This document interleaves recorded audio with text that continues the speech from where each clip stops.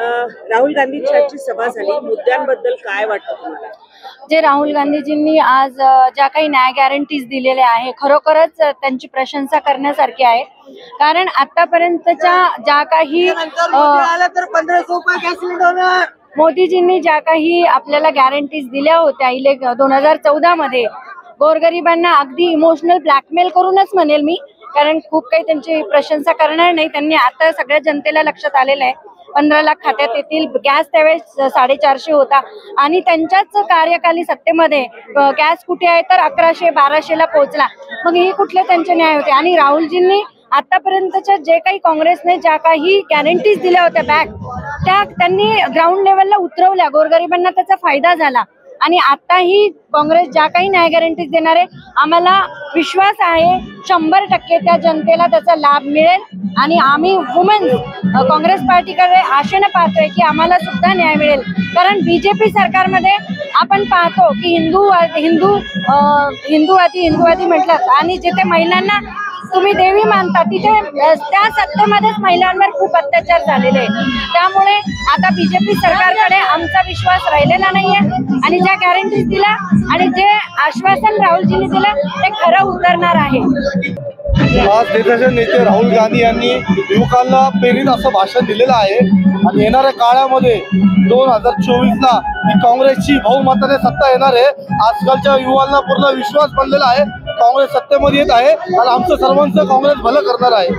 आजच्या भाषणामध्ये कुठले मुद्दे तुम्हाला सगळ्यात प्रभावी वाटले? राहुल गांधींनी आज अतिशय अप्रिशिएट भाषण केलं. मोस्टली इथं संपूर्ण तरुण वर्ग उपस्थित होता.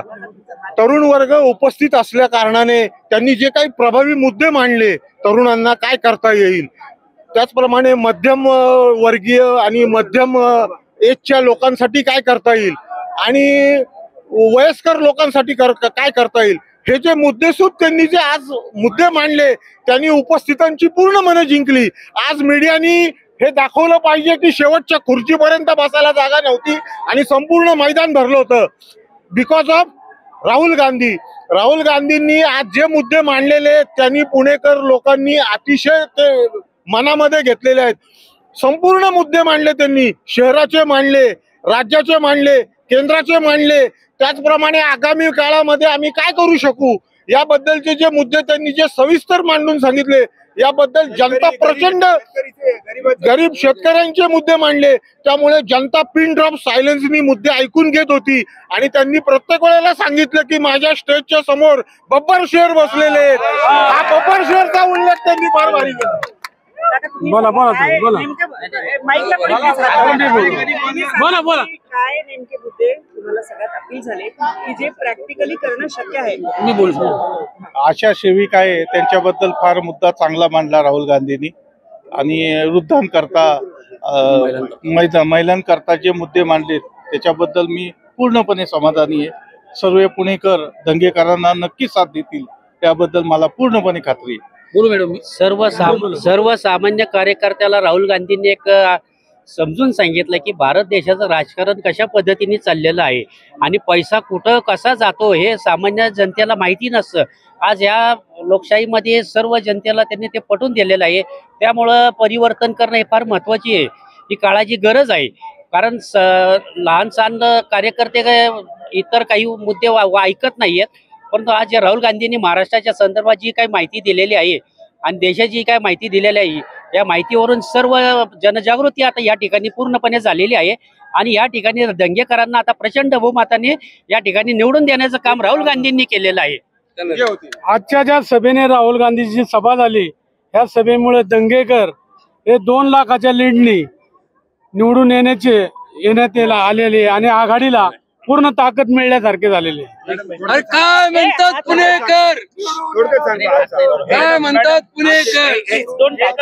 आजच्या कार्यक्रमाचा सारांश असा आहे की राहुल गांधीजींनी असं सांगितलं की जे 90% गोर गरीब आहे जनता आहे देशाची, त्यांना वर आणायचं आहे.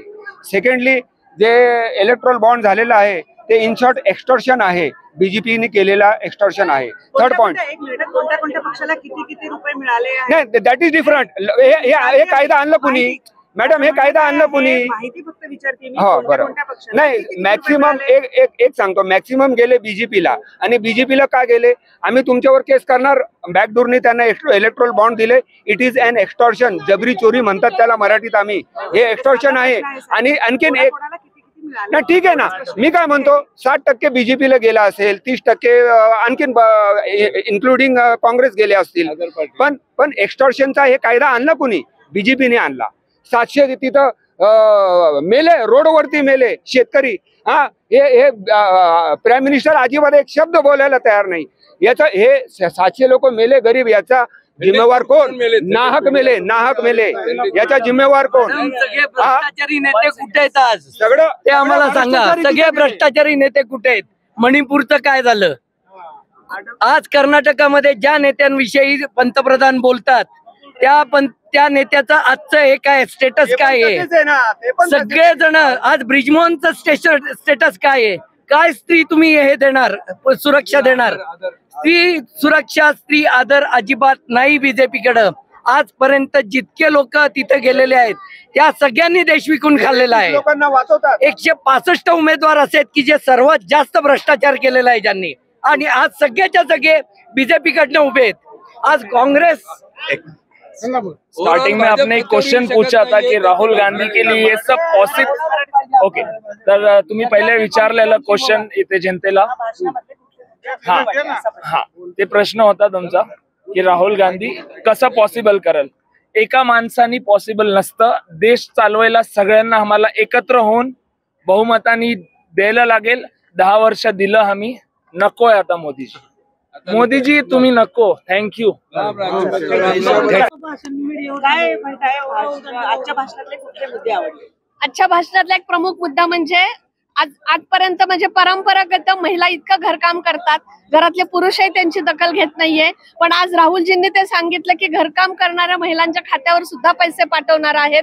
ते बघून एक दिलासा वाटला. आणि घरकाम म्हणजे घरकाम म्हणणार नाही, पण घरातली जे लक्ष्मी वगैरे म्हणतात, पण कधी तिच्या हातात लक्ष्मी येत नाही, ह्यांच्या रूपाने आमच्या हातात लक्ष्मी येईल, त्याचा आम्हाला खूप आनंद झाला. आमचा रवी भाऊंना आणि राहुलजींना फुल सपोर्ट आहे. आणि काँग्रेस पक्ष जे बोलतात ते करून दाखवतात. आणि सगळ्यात पॉझिटिव्ह गोष्ट म्हणजे सकारात्मकता, महिला मंडळ इतकं खुश आहे कारण की महिलांच्या खात्यामध्ये 8,500 रुपये प्रत्येकीच्या खात्यामध्ये जेव्हा हे सरकार नवीन राहुल गांधींचं येईल तेव्हा प्रत्येक महिलाच्या खात्यामध्ये 8,500 रुपये दर महिन्याला येणार आहे. त्यामुळं त्यांचा उत्साह तुम्ही पाहू शकता.